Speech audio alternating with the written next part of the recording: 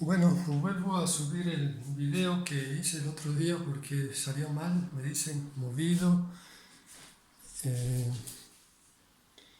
y no se escuchaba bien.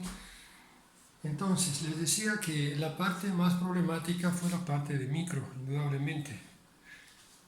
Y un poco la primera parte de macro, pero un poquito. La parte de micro es la que ha dado más problemas en economía. Eh, por ejemplo, la pregunta de que si en equilibrio eh,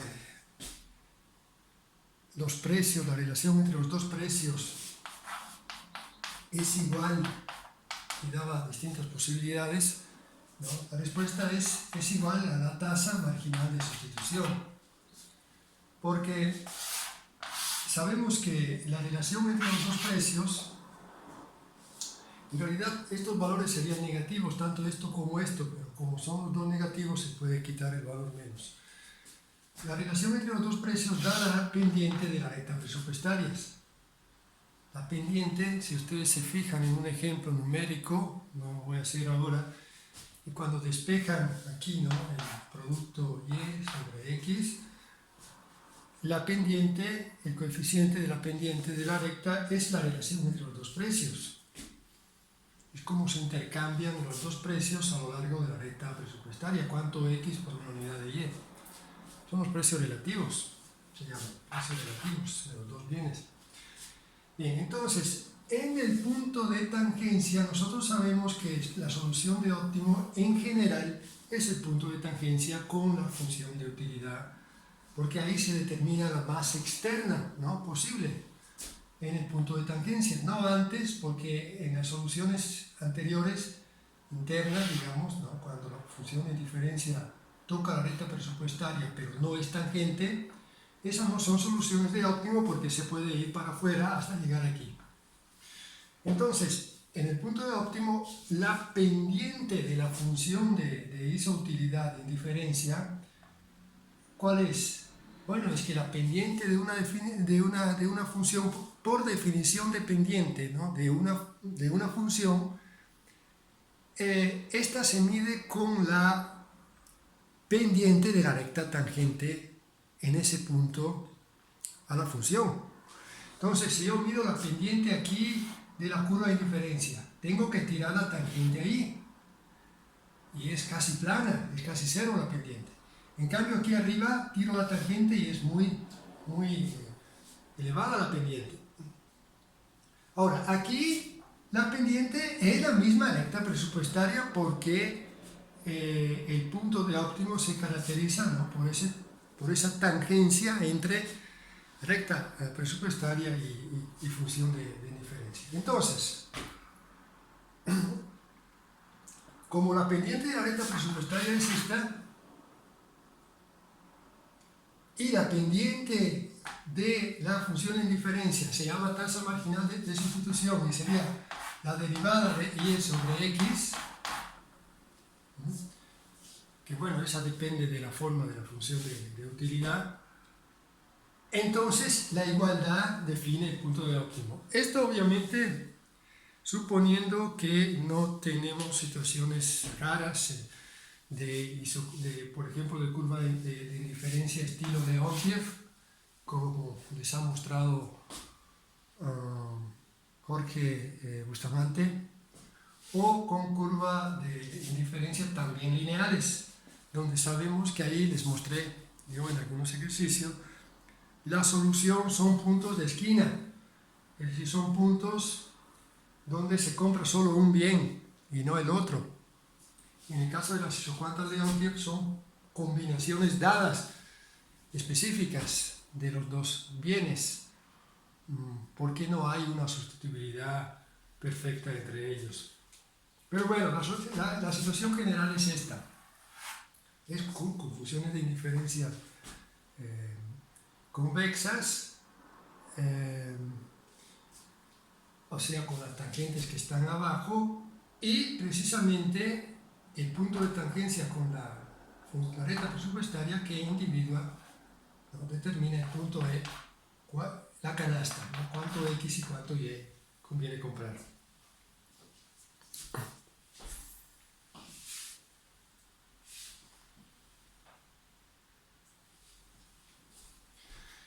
Ahora, hay otra pregunta que generó más problemas todavía, y es el tema de la elasticidad. De que a lo largo de una recta de una función de demanda lineal, ¿no? Precio, cantidad, esta elasticidad sea constante, han dicho. Bueno, eso es confundir el concepto de elasticidad con el concepto de pendiente. Pero la elasticidad en un punto A, B o C, la elasticidad de demanda del producto X, ¿no? X de X, en el punto, por ejemplo, en un punto, ¿no? En el punto P general, es igual a la derivada de X sobre P, pero esta que sería la pendiente, tiene que ser luego definida en términos de variaciones porcentuales. Entonces hay que dividir aquí sobre X y aquí sobre P. Es decir, variación pero porcentual de demanda sobre variación pero porcentual del precio, porque variación sobre nivel da variación porcentual. Eso lo sabemos. Entonces, con un precio que crece el 5%, ¿cuánto disminuye la demanda? 3%. Bueno, resultado 3 quintos. 3 quintos, punto 6, es el valor de la elasticidad en ese punto. Y así. Entonces, como ven, esta fórmula se puede escribir también así, dx sobre dp que multiplica p sobre x. Es lo mismo, solo con arreglo de términos. Entonces, como ven, la elasticidad incluye la inclinación, pero no coincide porque depende también de ese factor aquí. Entonces, cuando yo la calculo en el punto A, por ejemplo, bueno, esta derivada es un valor, en este caso será menos 1, me parece ser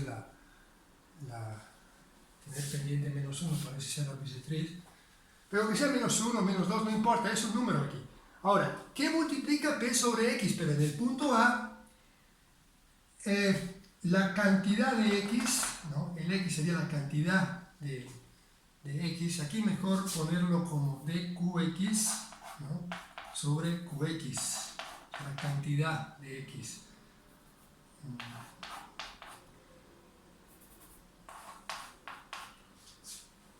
Entonces la cantidad es 0 de punto A. Entonces la elasticidad de demanda de X en A es dada por esta derivada, un número que multiplica el valor de P, que también es un valor dado, pero sobre 0. P sobre 0 da infinito. Infinito por un número es infinito. Entonces el resultado es infinito, pero con signo negativo, porque esta derivada es negativa, porque es una función de demanda. Y la pendiente es negativa. Entonces aquí la elasticidad da menos infinito.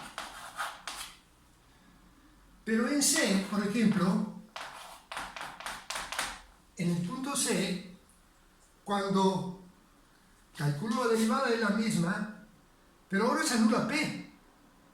P es 0 aquí. Y Q es un número. Un valor que no importa. 0 sobre ese número da 0. Por este valor, 0.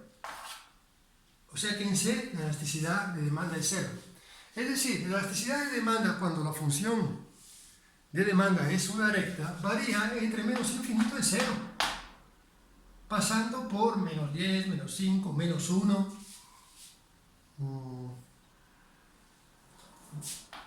Menos infinito, 0. Aquí no, porque son valores positivos, es de demanda, entonces no puede ser positivo. Pero puede ser 0 y puede ser menos infinito y valores intermedios. Y varía en cada punto, de menos infinito hasta 0. Entonces no hay que confundir la pendiente. La pendiente es la misma porque es una recta y es dada, ¿no?, por el ángulo este que es el 1. Es único, no cambia, y la pendiente no cambia. Pero la elasticidad sí cambia. Ahora, el caso de una función de demanda con elasticidad constante existe, pero no es la recta. Es el hipérboles equilátero. Cuando la función de demanda es así, y su ecuación es, por ejemplo, P igual K, un número, ¿no?, sobre X, esta es la ecuación, ya no es lineal, porque X va al denominador, es como si tuviera exponente menos 1, ¿no?, entonces no es lineal.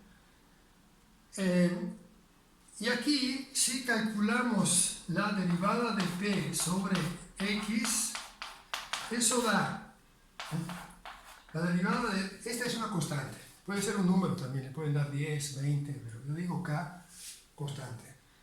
Su derivada es 0 sobre X, 0. Entonces la derivada del de arriba que multiplica el de abajo no derivado. 0 por X, 0. Menos el de arriba que multiplica el de abajo derivado. Derivada de X es 1. Entonces menos K sobre el cuadrado del denominador. X a la segunda. Esa es la derivada. Pero cuando calculo la elasticidad, en cualquier punto P, es menos K sobre X a la segunda, que es dP sobre dx, que multiplica X sobre P, cantidad sobre precio. Ahora, sustituyo a P ahora la función de demanda, que es esta, aquí, y obtengo, aquí arriba, por espacio, no puedo seguir ahí abajo, la elasticidad es menos Kx a la segunda que multiplica X sobre K sobre X, que es P. Entonces simplifico, K con K se va. Este X se va con este y este con este. Todo se va. Resultado menos 1.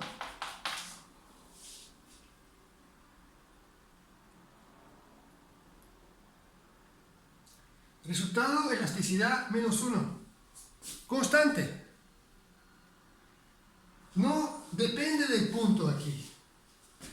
Esta es una demostración que siempre la elasticidad de demanda de una función así es menos 1. Es constante y valor unitario.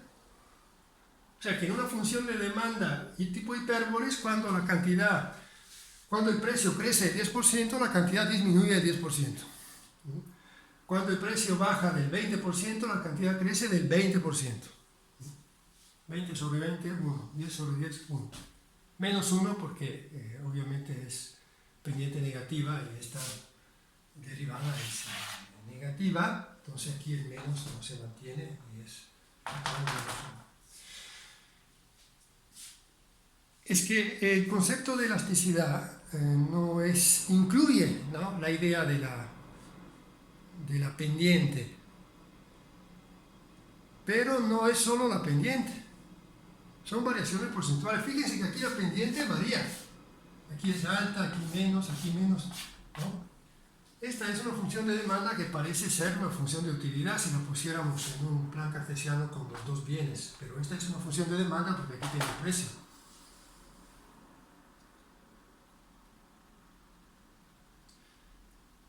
Claro, debe ser así, ¿no? La función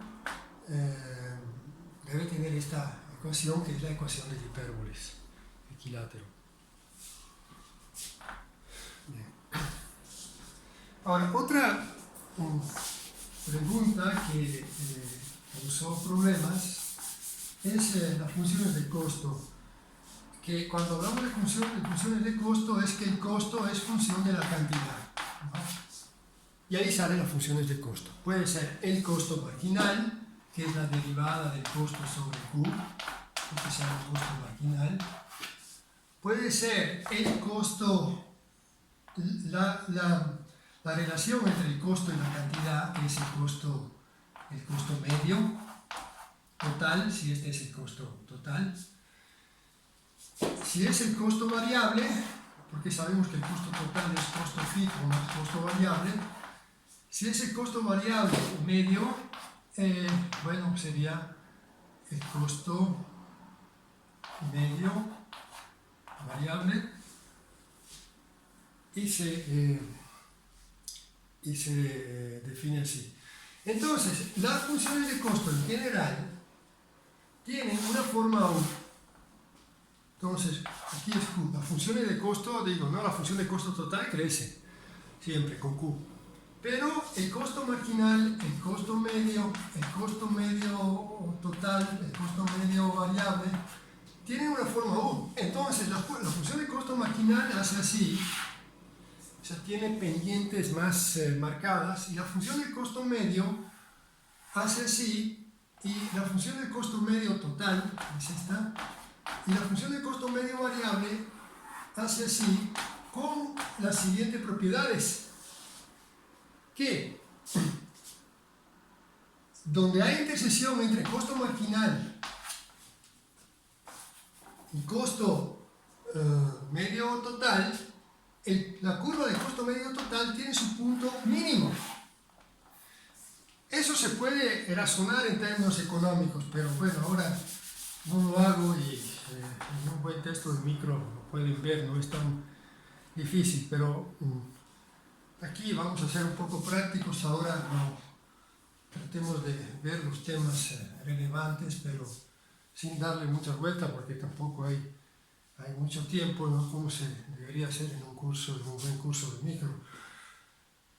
También la intersección entre costo marginal y costo medio variable es el punto mínimo de la función del costo medio variable. Son propiedades, no, de la función de costo.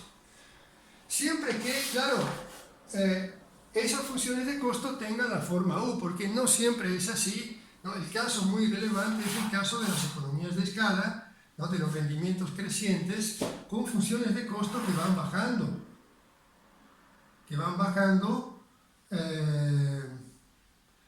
Costo unitario, no costo marginal, costo medio total, variable, que disminuyen, y eso indica que aquí es necesario tratar, aquí tenemos Q, tratar de producir más para lograr, ¿no?, las economías de escala y costos por unidad de producto muy bajos.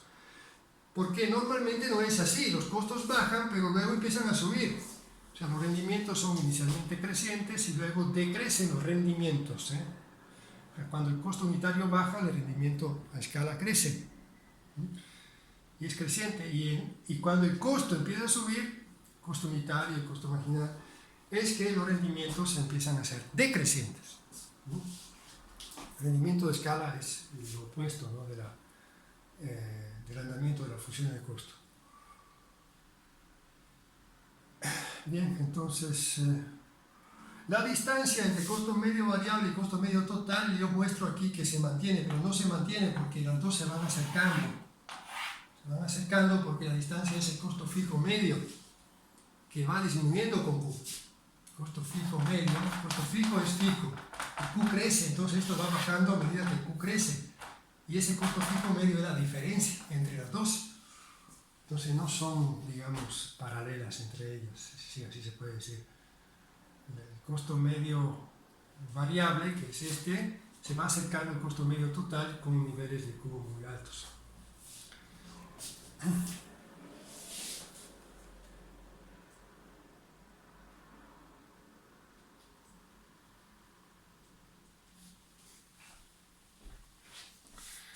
Ahora, sobre la ley de barras, bueno, esa es una ley que hay que recordarla.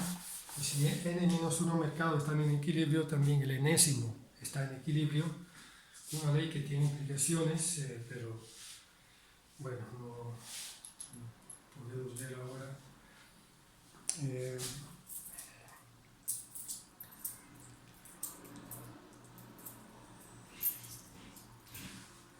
De la función Cobb-Douglas,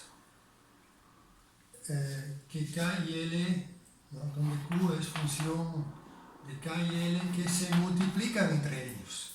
Puede haber otro coeficiente multiplicativo aquí, que es el coeficiente tecnológico, pero K capital y L se multiplican en la Cobb-Douglas y están con exponentes que pueden ser en este caso 1, pero pueden ser alfa y beta distintos, ¿no? Y con propiedades, ¿no?, importantes de que si los exponentes sumados dan 1, los rendimientos son constantes, si los exponentes sumados dan más que 1 son crecientes, y si dan menos que 1 son decrecientes. Pero esta es la función Caudares, no con esos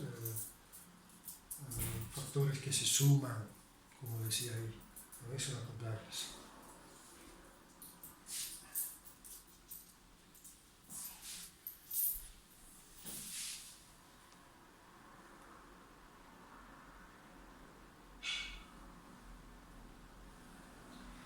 Bueno, la competencia perfecta, que se caracteriza por tener muchas empresas chiquitas y un producto homogéneo, no muchas empresas chiquitas y una grande, porque eso no es competitivo, es que la grande prevalece y eso va hacia un monopolio. Si el producto no es homogéneo, aunque sean muchas las empresas, no es competencia perfecta, porque si el producto no es homogéneo, es diferenciado, se llama esa competencia monopolística, es otra forma de mercado, no es la competencia perfecta. Ahora, la maximización de la ganancia, si la ganancia es la diferencia entre ingresos, ¿vale?, P por Q, ingresos menos costos, la maximización de esta función, o sea, derivar la función de ganancia sobre Q, producir hasta que es máxima la ganancia, quiere decir derivada nula, es el máximo de la función.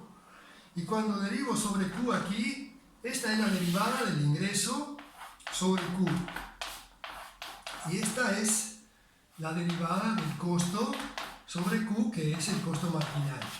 Este se llama ingreso marginal y este es el costo marginal. Y esto debe dar 0 en el punto máximo. Entonces la maximización de la ganancia en general se escribe como diferencia entre ingreso marginal y costo marginal que da 0, es decir, ingreso marginal igual al costo marginal. Esa es la condición de máxima ganancia. Ahora, en competencia perfecta, como este P es fijo para el productor, es un dado, ¿no?, el productor que va a vender en el mercado competitivo no puede modificar el precio, no puedo vender el tomate en el mercado a un precio diferente de lo que hay en el mercado, ¿no?, porque es un mercado competitivo, el de tomate. Entonces, ese precio es un dado y cuando derivo PQ sobre Q, si este es constante, es la constante. Entonces el ingreso marginal en competencia perfecta es el precio. Entonces en competencia perfecta la máxima ganancia es precio igual a costo marginal. Pero solo en competencia perfecta, porque en general es ingreso marginal igual a costo marginal. Y el ingreso marginal no es el precio, es diferente del precio. En monopolio, en oligopolio, en mercados en competencia monopolística, el ingreso marginal no es el precio, es diferente, porque el precio cambia también con Q. Entonces la derivada de esto sobre Q no es P, como en competencia perfecta. Entonces esta es la condición general de máxima ganancia. Ingreso marginal igual a costo marginal.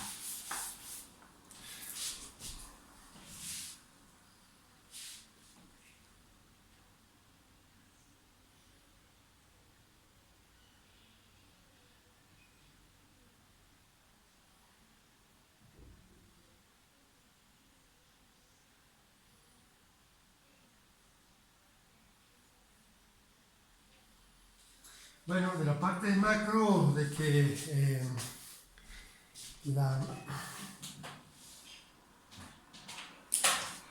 propensión marginal es la derivada de la función de consumo sobre el ingreso disponible, ¿no?,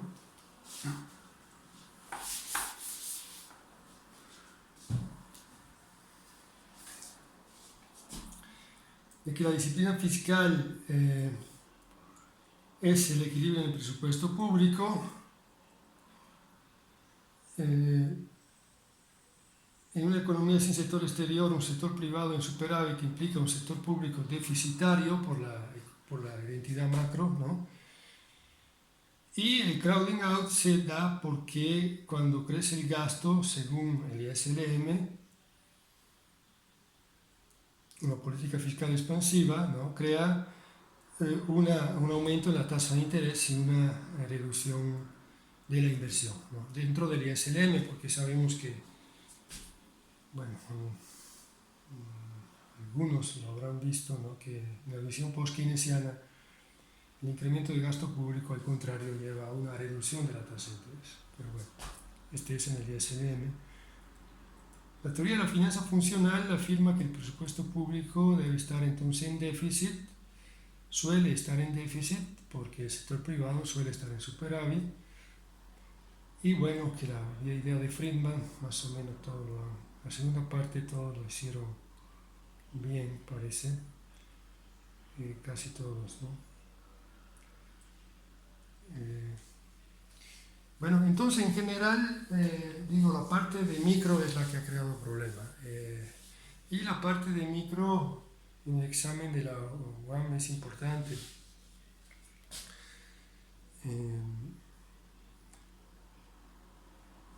En el examen de la UAM no es tan importante, bueno, no está la parte de comprensión de texto, y sí está la parte de matemática. Entonces el caso de Betty, por ejemplo, que hizo muy bien la parte de matemática, según lo que veo, casi el máximo, ¿no?, pero hiciste muy mal la parte de comprensión de texto. Por cómo está estructurada la prueba de admisión, para ti la prueba de la UAM se hace mucho más accesible que la de la UNAM.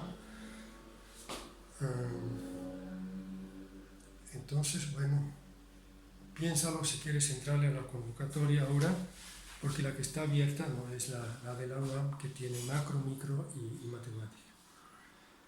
Mientras que, bueno, hay, en general la parte de matemática es la que ha creado más problemas, ¿no? El mejor resultado ahí es el de Betty, pero hay algunos que no están entrando. Claro, ahí hay que recuperar muchas cosas, pero para hacer un buen posgrado de economía es indispensable. Y eso requiere mucho trabajo porque hay que empezar prácticamente, bueno, lo que hicimos, ¿no?, empezar desde cero, pero no es solo empezar desde cero, es invertir mucho tiempo, y claro, ahí uno tiene que hacer sus cálculos, ¿no?, pero si es que le quiere entrar a posgrados de este tipo, la parte de matemática es indispensable, y todo lo que se ha invertido hasta ahora no ha dado los resultados esperados. Este examen no ha ido nada bien. La parte de comprensión de texto tampoco fue bien, pero bueno, ahí se ve algunos más o menos, y sí, la que preocupa más es esa parte de matemática, donde, con la excepción de Betty, prácticamente todos están o mal o muy mal. Y bueno, y claro, la parte de micro, o sea, la parte de macro, que probablemente era un poco simplificada también, pero se ve también cuando hicimos, ¿no?, las pruebas de la UNAM, y ahora se puede ver las guías que va a sacar la UAM. No debe ser tan problemática, aunque el curso que hace la UAM ahora de preparación de macro va más allá de todo esto, pero por lo menos se ve que tienen las bases, ¿no?, y que pueden meterse ahora en cosas un poco más complicadas. La parte de micro, esa sí preocupa más porque las bases no están, ¿no? Las bases no están, entonces ahora empezar un curso de micro un poco avanzado, ¿no?, como hacen ellos, para eso se dificulta. Aún así, Roberto, Emma antes, Alfredo mismo entraron, pero con dificultades, ¿no?, con dificultades porque esta parte formalizadas de macro, sobre todo de micro y luego de matemática, no la tenían, y en el curso de preparación todo viene ahí concentrado en un mes y medio, y obviamente no es nada fácil, pero se ha visto, ¿no?, que es el más accesible. Prácticamente los que lo han intentado, de los 4 que lo intentaron en los últimos 3-4 años, solo Ángel, y por algo ahí que no se ha entendido bien, no ha podido entrar. Depende también, ¿no?, de cuántas plazas hay, de qué tanta competencia hay.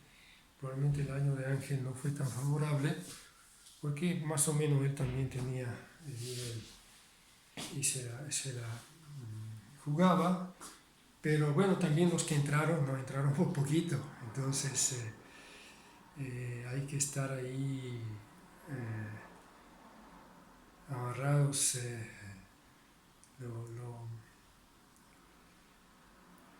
luchando con los dientes y esforzándose mucho, porque sí hay deficiencias que también en este examen se vieron.